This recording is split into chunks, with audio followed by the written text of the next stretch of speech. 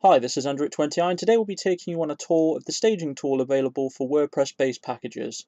If you're a reseller with us and you wish to use the tool, you'll need to use the platform transfer tool available within the 20i control panel to amend your package or packages as required. So, as you may or may not be aware, or if you've been watching our videos, we've recently released a set of UI tools for WordPress-based packages. The tools allow you to manage WordPress sites much easier than you may have previously done so before. In our previous video, we've covered most of the tools available, with the exception of the staging facility. In this video, we'll be going over the staging tool as available here in the control panel for hosting packages, and we'll detail exactly what it can do for you and your websites. So to begin with, we'll want to select the staging tool. This can be found at the top of the hosting package control panel under the WordPress Tools header. So if we select staging, we'll be taken to the staging facility. So, to detail what the staging facility can do for you and your websites. Having a staging environment in which you can create a WordPress site and edit it is a great facility to have. Essentially, it allows you to work on a version of the website without impacting the live site at all. So as I'm sure you can see, you can, for example, if a client asks you to make particular changes to a site and you don't want to apply them to live, you can simply do them via staging. It's as easy as that, and our UI makes this possible. So to go through each of these in turn, as you can see here, we provide you with a special subdomain in which you can build the staging environment on. So this will be staging.yourdomainname. If that isn't available, we'll assign you a temporary URL instead that you can work on the staging site with. As you can see here, we have specific FTP and MySQL things that you need to be aware of. So here you can still access the staging environment via FTP. So for example, via File Manager or via your FTP client. You just need to be aware that rather than public HTML, you want to be looking at the staging_HTML directory. And as you can see here, we assign you a database that you can access via the MySQL databases option within the control panel, and this will have the staging prefix as defined here.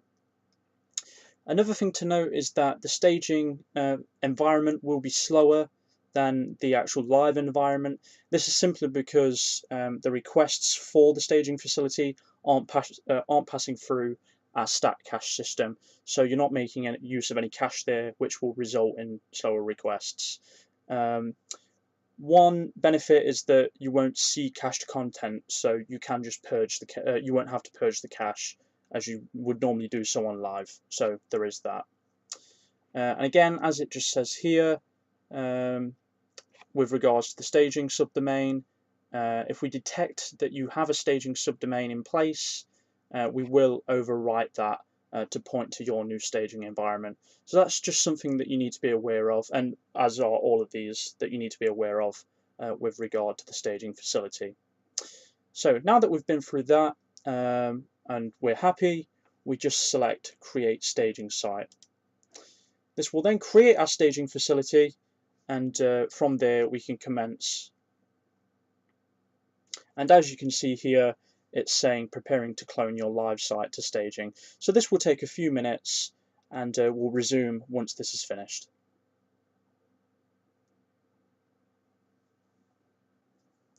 So once the cloning is completed, you should see a success message here saying success, your clone is complete.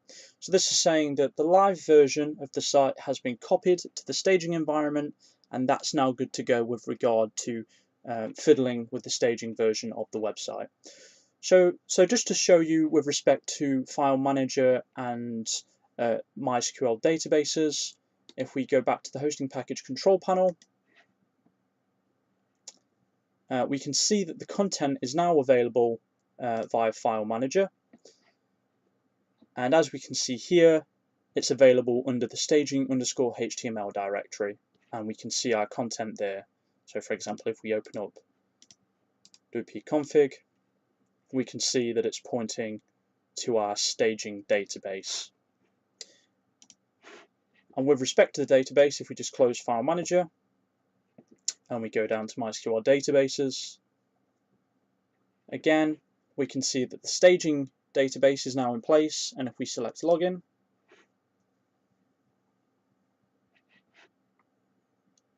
and we select this, and then we check the URL, we can see it's on the staging subdomain. So where does this leave us going forward? Well, essentially we can now start work on the staging site. So to do so, if we select visit staging, this should then take us to staging.subdomain. Staging.our domain. So as you can see here, that's taken me to staging.20i-wp.com.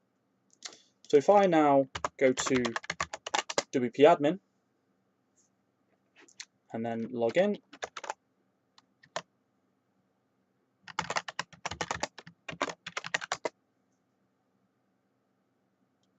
so I'm now logged in to my staging WordPress dashboard. So if I just look at my website, my staging environment, I can see that I'm currently using this theme. So for this video, we'll simply change a theme on the staging environment and then clone it to live. So, and if we then bring up our live site,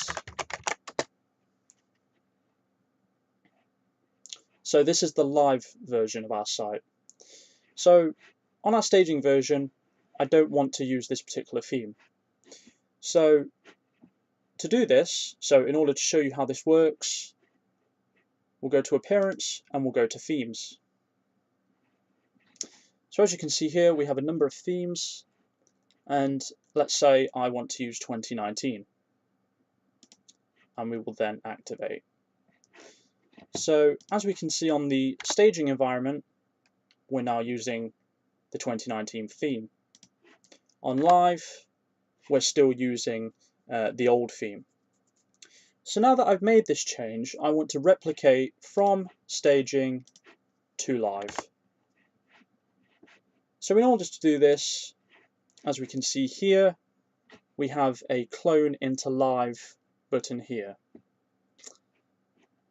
So in order to clone into live, we need to select the checkbox.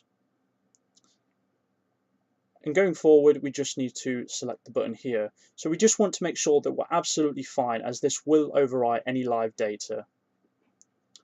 Once we're happy, we then just select clone into live.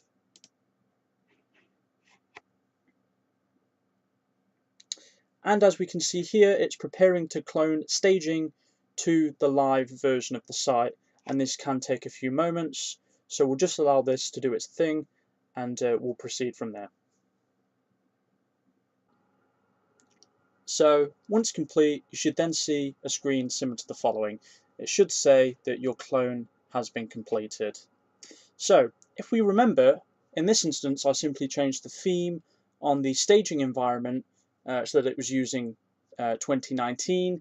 And then now that I've cloned this, we should see that the theme has updated. So if we go to our tab from earlier, and if we just do a hard refresh, we can now see that the changes have been cloned across to live, and that the live site is now using the theme that I defined on the staging environment. So this is a basic example with respect to how the cloning tool works and exactly what it can do for you and your WordPress sites. With regard to cloning from live to the staging facility, this is exactly the same process. And all we do here is select clone into staging, and that will clone live to staging. So for example, we can quickly show you this now. So if we log in to our live version of the site,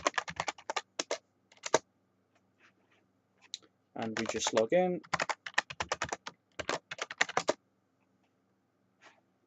and again we'll just change the theme. So for example, my staging facility is currently on this particular theme. So on live, I'll change the theme to, we'll change that to 2016. So if we now visit live, we can see that it's showing as follows. So now, and we can see that staging is showing this theme. So if I now press clone into staging, the changes that we've made on live should reciprocate into the staging facility. So we'll just wait a moment or two and we'll resume once that's finished. So once the clone from live to staging has completed, you should see a success message here.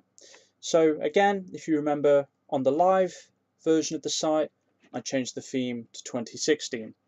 If we now check staging, so staging.20i-wp.com, if we do a refresh, as you can see here, it's now changed to the theme that we had on live. So the changes from live to staging have now been reciprocated. So hopefully this has given you an idea of how the staging tool can work and how you can clone sites and work on them without impacting the live site. If you have any issues or want to ask us any further questions with respect to the tool, please do get in touch and we'll do our best to help.